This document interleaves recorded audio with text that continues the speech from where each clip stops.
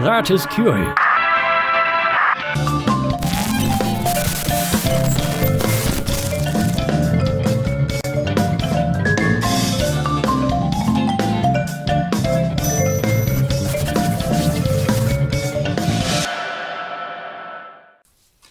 All right, we have reached the music part. Thank you for surviving all of the introductory stuff. And so now we're going to talk about actually getting into the nuts and bolts of all of this. Let's start by going over the 16 measure routine here that you see. And this is what you will be employing for most of this book. And it's pretty standard for all of those who've played through any kind of rock pop tune. You'll have 3 measures of groove, which is the beat that you selected and then the class that you selected, followed by a fill every 4th measure. And you just do that 4 times, and then you do that routine at 3 different speeds: medium, slow, and then fast. So if I could take a sidestep for a second, sometimes people ask me, how can you tell the difference between a beginning versus intermediate versus advanced drummer? And the shortest answer for that I can think of is, a beginning drummer can play a beat and they can play a fill, and that's fine. An intermediate player can play the beat, get into the fill, and then get back out of the fill pretty seamlessly. And an advanced player can do all of that, but then also, access any combination of permutations at any time and orchestrate in a creative and relevant way. So what truly separates a good drummer from a great drummer is basically how much you forget that the drummer is there. When I was back in high school, my drum teacher told me drums should be felt and not heard. And if you're listening to a band on stage and you hear some fat crack of the snare 3 times louder than it should be, to the point where it's distracting you as the listener, as the concert goer, then that is a symptom that the drummer isn't playing in a relevant way, that there's a gap in their development there. And so little distracting hiccups like this and discrepancies, which most of the time are usually rhythmic, but not always. It could be dynamic, or it could be stylistically, and any amount of combination, but those are the first symptom that you're dealing with just an okay drummer. And I would say that for the plateau that tends to show up most often in drummers is they can play a solid beat, they can play a good fill, but trying to get into a fill or trying to get out of a fill, the best way to describe it is there's always something not quite right. As a listener, you don't really know exactly what it is, but something just doesn't kind of work. Like when an engine isn't really running just right, you just kind of know it, even if you don't know anything about the engine. So why am I using this 16 measure routine? There's 2 main reasons. Number 1, the 16 measure routine, for the most part, simulates the generic format of playing along with the song.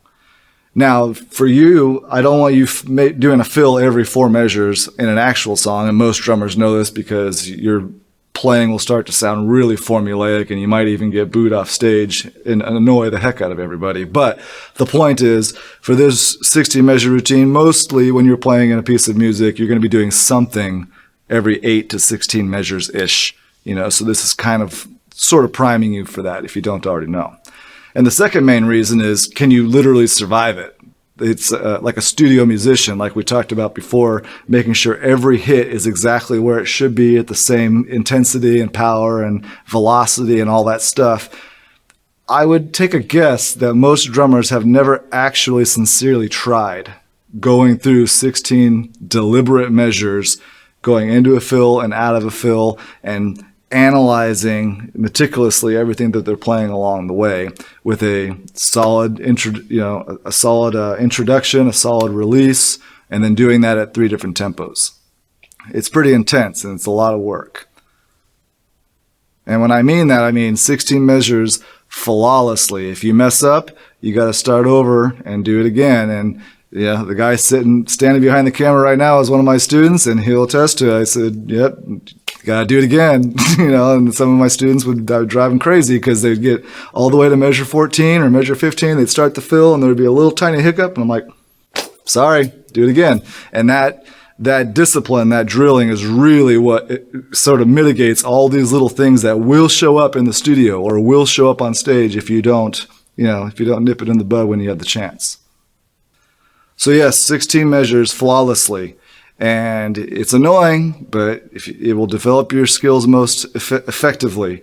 And I usually suggest 3 generic tempos. I start at a medium tempo just to kind of get the blood flowing. Then I usually suggest going slow tempo next. The problems that tend to show up at slow tempo are issues with subdivision, because the gap between each beat is longer and we want to really condense it, and so it tends to speed up. And then after that, we go to a fast tempo, and mostly the issues that show up in a fast tempo are matters of accuracy. So after you take care of medium and then slow and then fast, you've kind of run the gamut of everything you needed to do on that routine.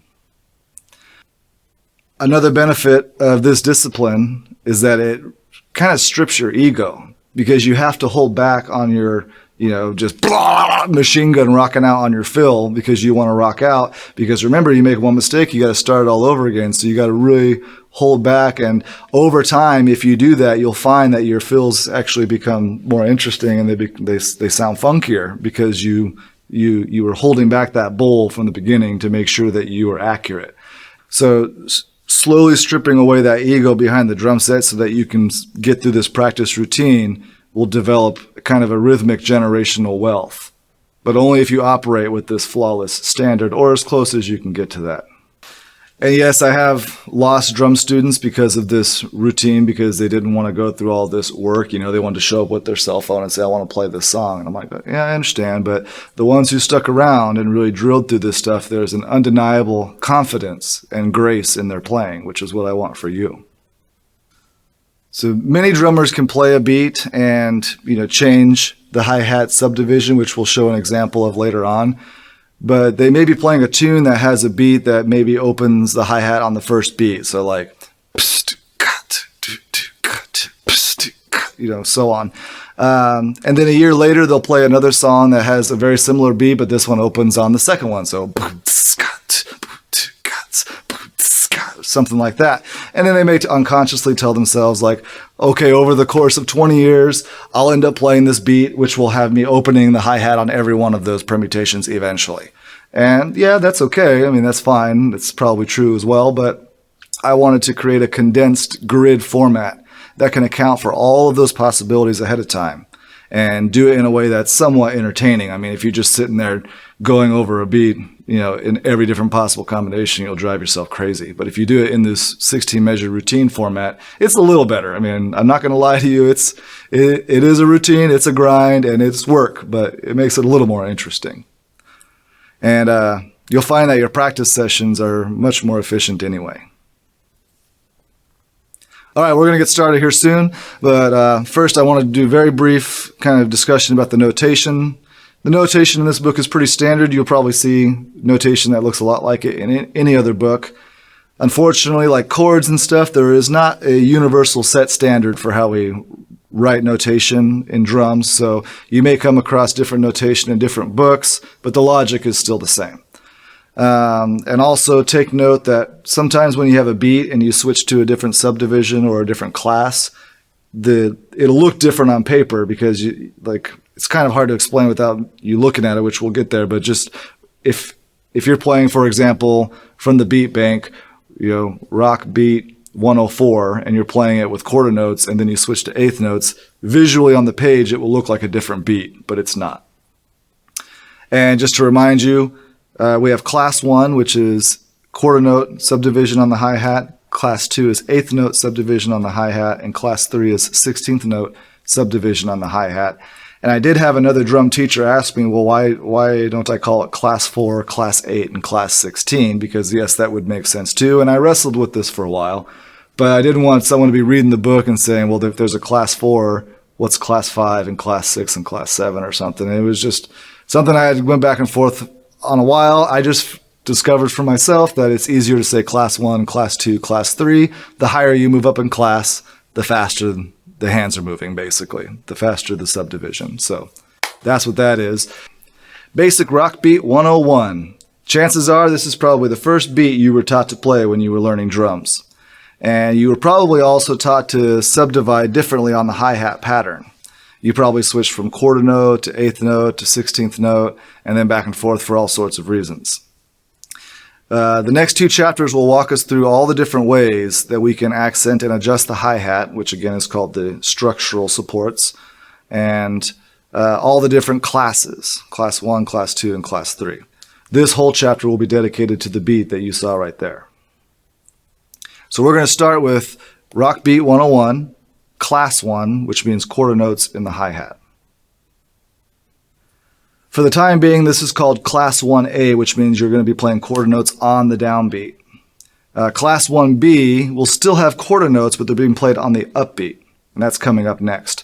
So anything identified as class 1, remember, it involves quarter notes in the hi-hat with the right hand, whether on the downbeat or the upbeat. And they're also notated in red. All beats that are class 1 are notated in red. Let's take a look at the class 1A for Rock Beat 101. This is the 16 measure routine check pattern. And for those who don't know what a check pattern means, it means we're not doing anything to the beat. We're not adding accents or any variation of any sort. This is just the check pattern.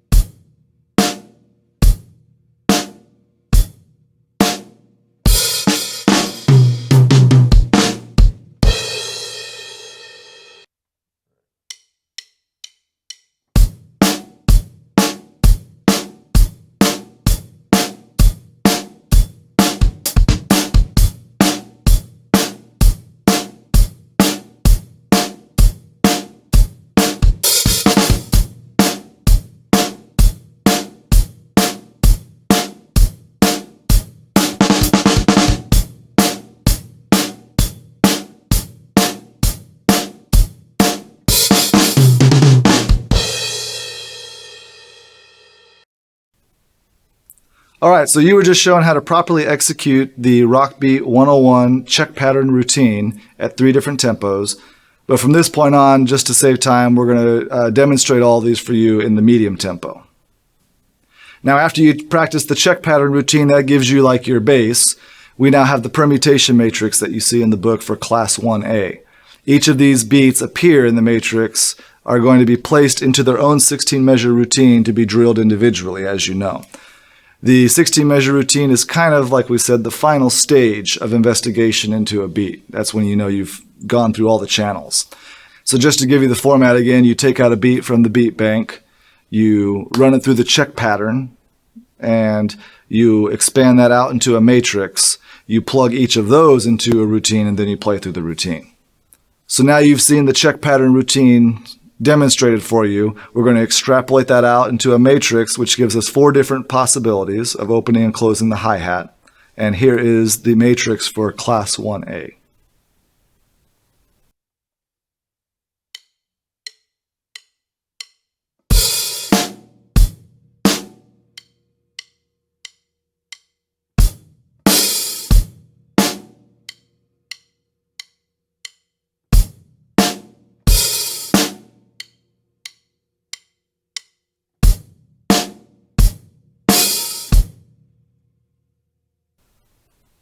Now here are the individual routines for all of the beats that you saw in the class 1A matrix.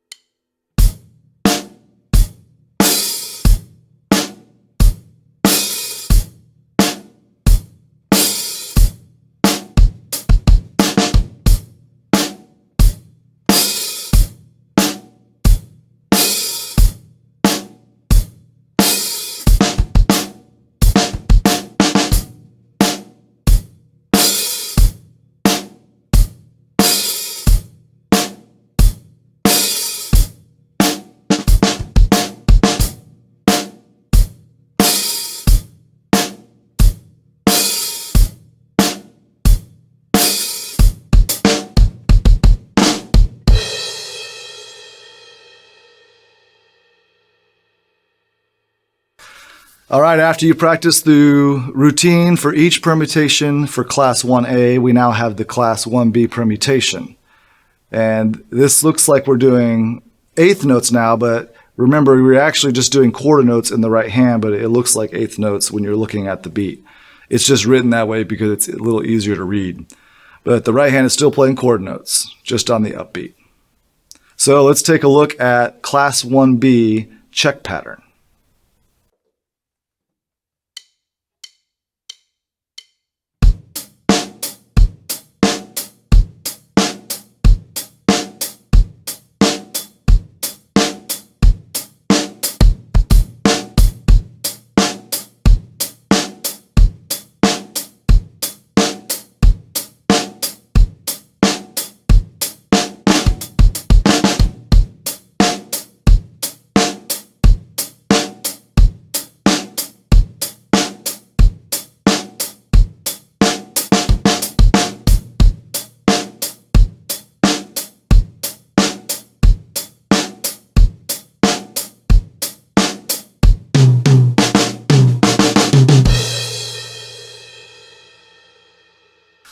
All right, so like the class 1A permutations, Class 1B also extrapolates out into 4 routines again that are different, and we'll begin by taking a look at that matrix and then the routines after that.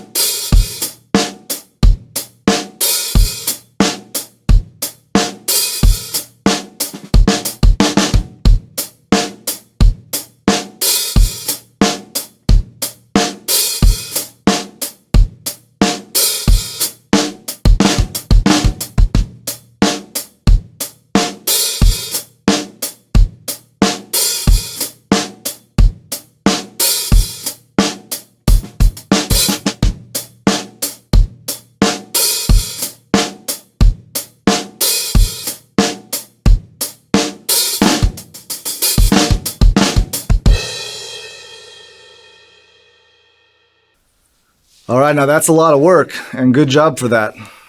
Now, technically, there are 10 different routines here. You have the 2 check patterns for 1A and 1B, and then each of those extrapolate out into 4 patterns each, so a total of 10.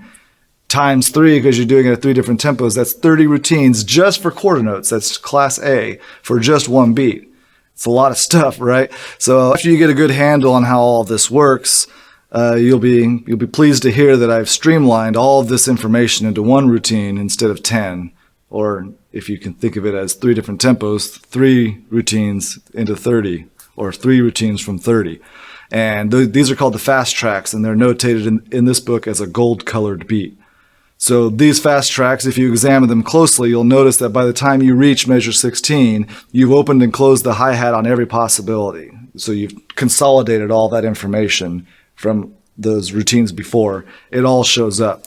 And what I mean by that is the top line or the top system is the same thing as playing class 1A, number 1 and number 3. The second line down is class 1A with the only ones that are left, number 2 and number 4. The third line down or the third system down is class 1B, numbers 1 and 3, and then the last one is class 1B, numbers 2 and 4. So you're welcome, but I have an important note for you. Don't just go straight to the fast tracks all the time until you're really comfortable with all the permutation routines first, and then you can switch through them effortlessly. Just playing the beat is not enough. You need to mentally understand what you're doing, because the material in these routines is likely something that you're going to need to access on stage or in the studio, and you need to know where you are in the measure and why and what you're going to do and anticipate all kinds of stuff. So this completes the basic rock beat 101 with quarter note subdivision, or what we call class 1, or what is in the book notated as a red beat.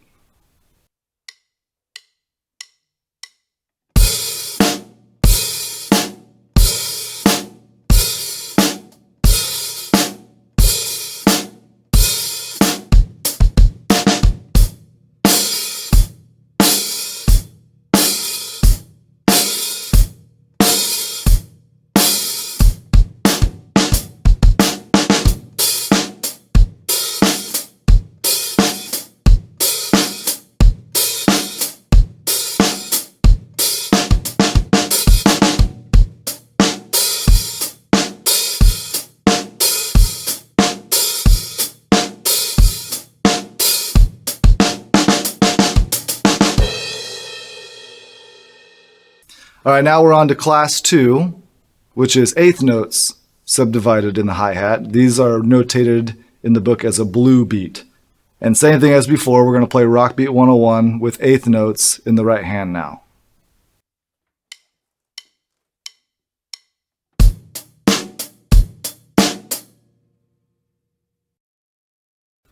Okay, so back in class 1, we first took a look at the beat with just the check pattern. This means we don't change anything, there's no variations, no opening and closing of the hi-hats, no accents or anything, and we're going to do the same thing right now with class 2.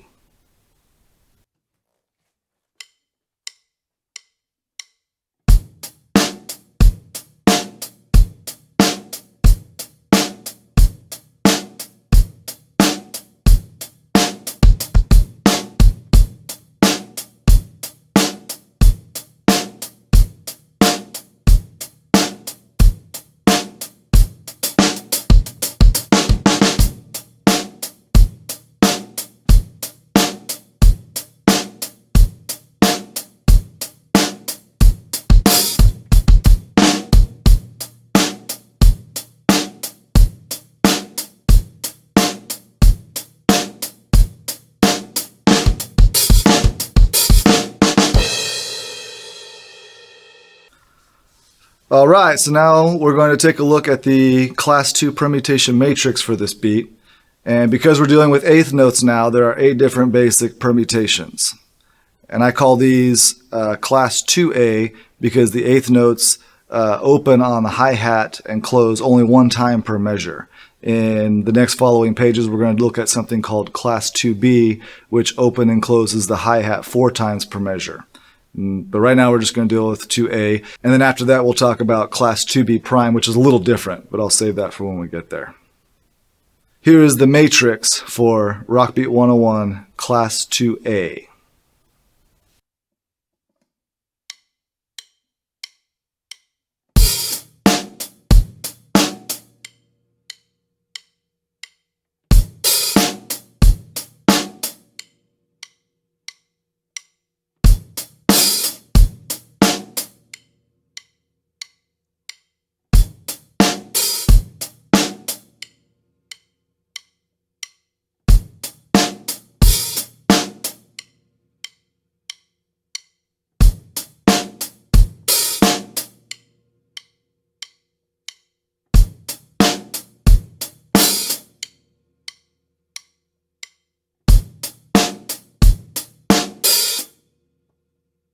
Now that you've practiced through the matrix, here are the Rock Beat 101 Class 2A permutation routines.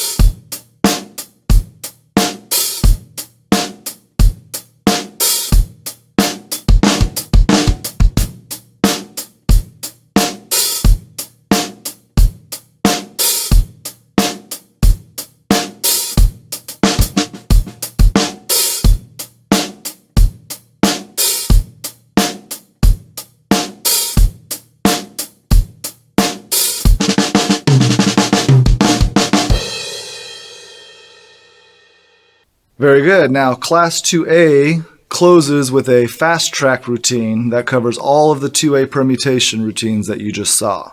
So let's take a look now at the class 2A fast track.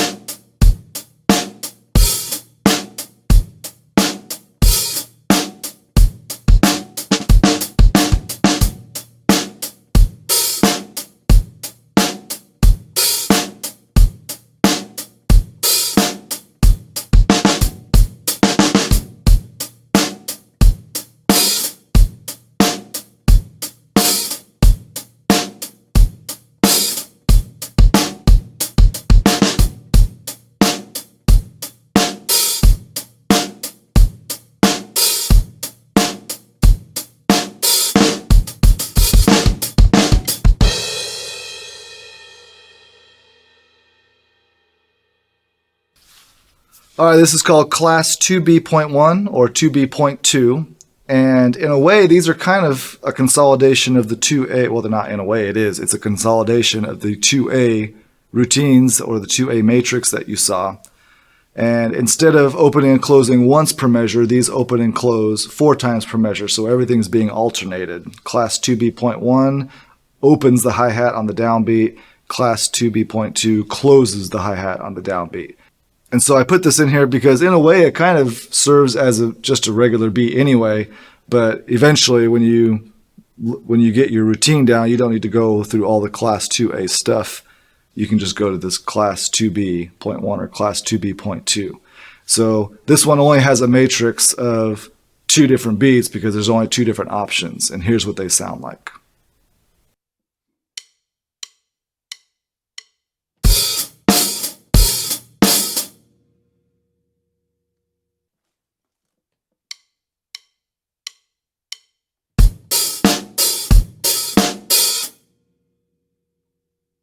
And here are their routines.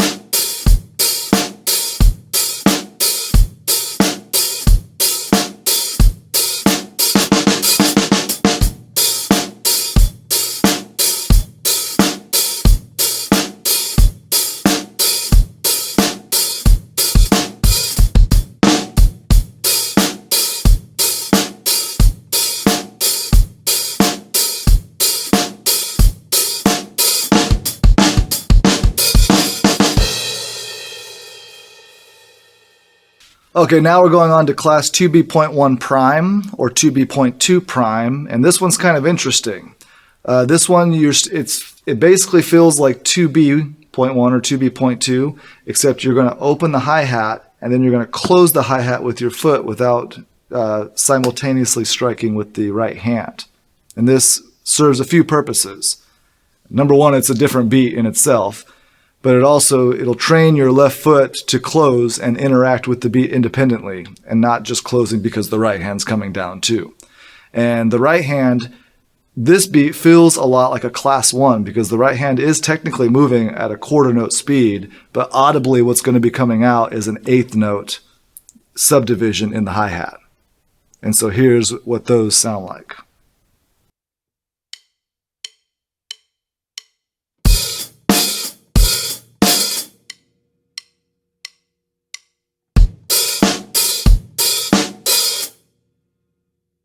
And here are the routines for class 2B.1 prime and 2B.2 prime.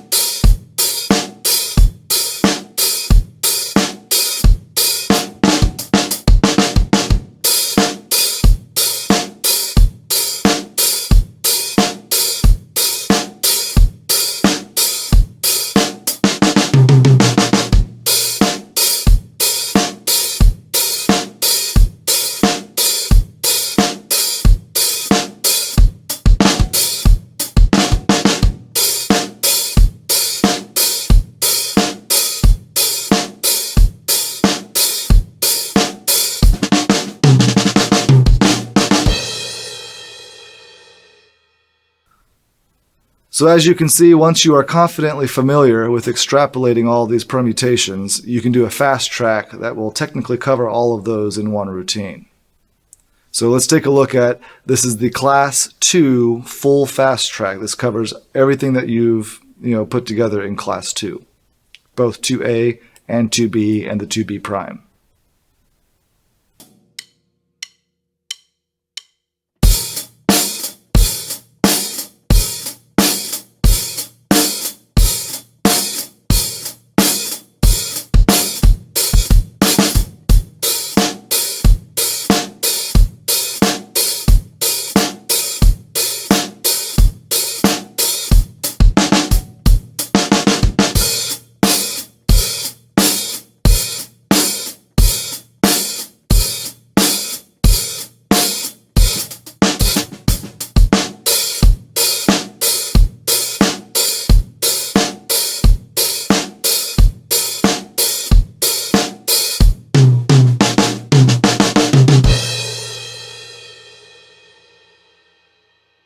All right, we're just about to end this chapter. We are in Rock Band 101 Class 3, which is notated in this book as the color green. And let's start just by listening to the check pattern alone.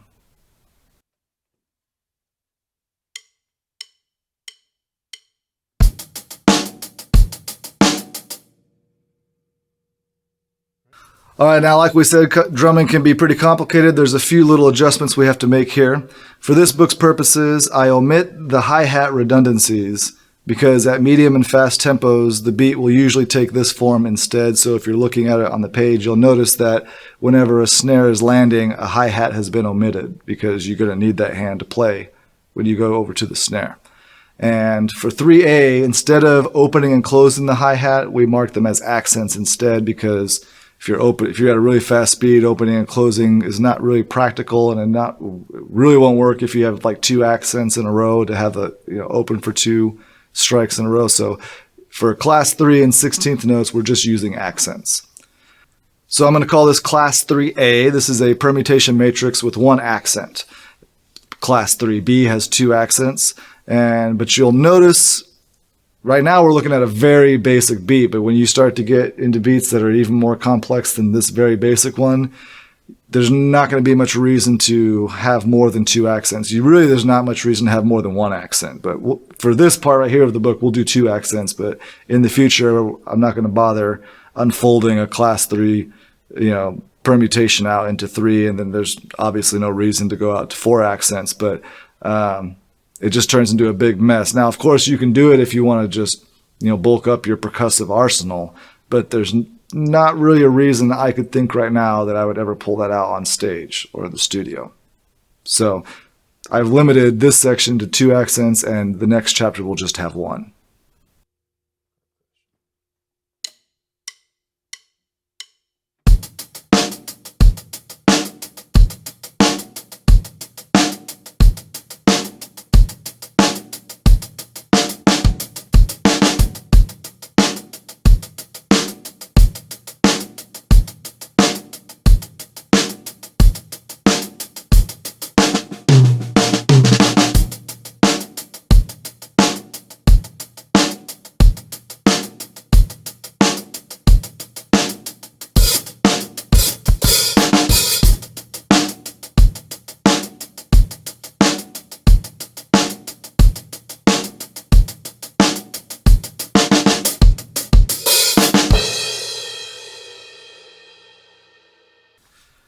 Now here's the matrix for Class 3A, Rock Beat 101.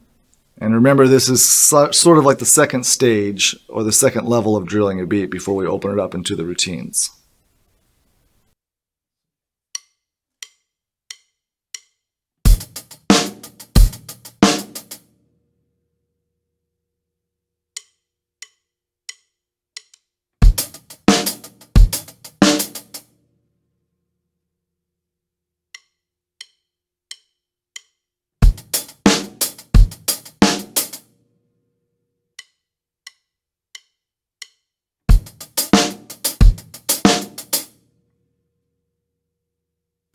Now we're going to play through all the 3A extrapolation routines, the final stage of investigating a beat.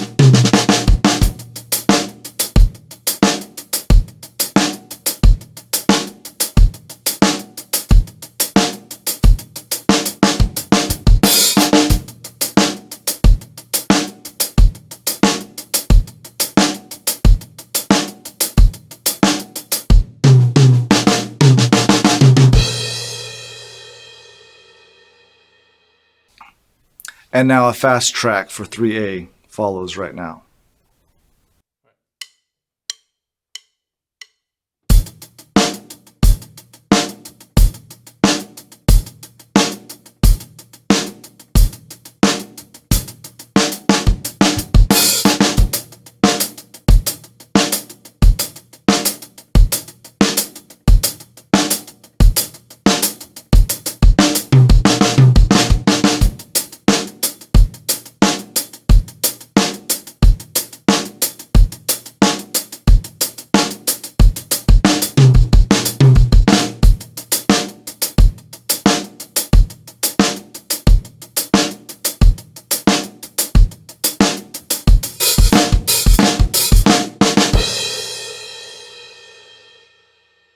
Very good.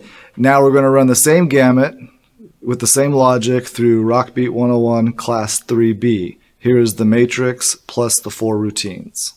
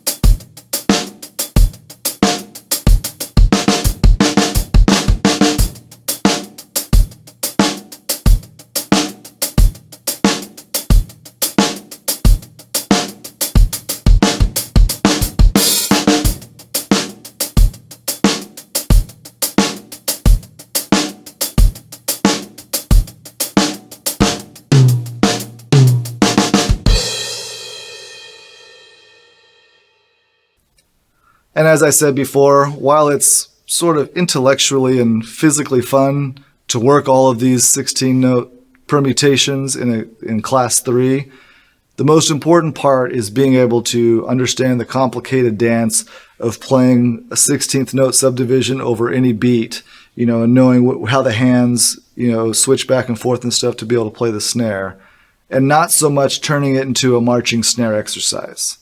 So remember that you're going to want to be able to, on a dime, switch to these different classes and know where the hands are going to be. Not only know it physically in the body, but be able to anticipate it mentally.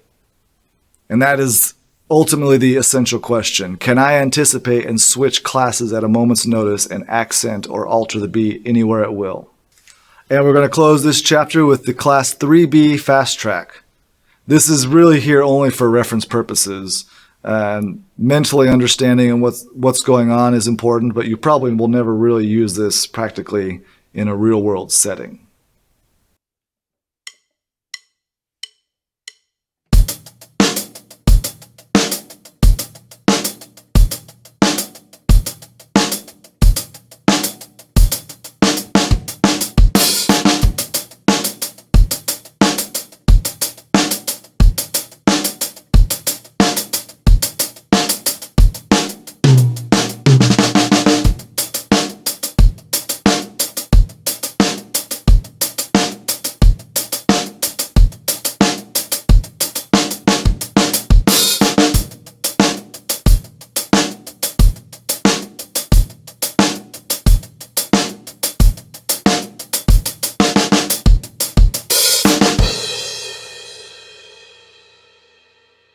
And now at the end of this chapter, you will see a chapter outline, or kind of like a guide or a map that you can use. Sometimes I'd have students stick it on the wall behind their drum set where they were, so they would take a beat out of the beat bank and run through it, and then they could have in front of them, which class to work on next, or they can go in order.